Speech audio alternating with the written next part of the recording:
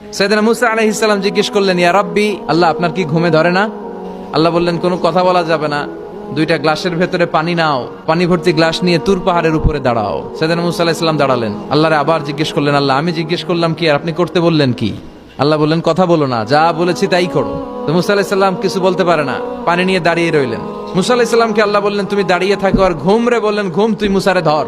ঘুম যে এবার সাইয়েদনা মুসা আলাইহিস সালামকে ধরেছে। উনি ঘুমের ধাক্কায় আর থাকতে পারেন না, একবার ডানে যায় আরেকবার বায়ে যায়। ঘুমের ধাক্কায় হঠাৎ করে কাত হয়ে পড়ে যায় আর গ্লাসগুলো মাটিতে পড়ে খান খান হয়ে ভেঙে যায়। আল্লাহ ডেকে বললেন, মুসা বেশি কিছু হেফাজতের তো দায়িত্ব দেই নাই, শুধু দুইটা গ্লাস হেফাজতের দায়িত্ব দিয়েছি। ঘুমের কারণে এগুলোর হেফাজত করতে পারো নাই, ভেঙে খান খান হয়ে গিয়েছে।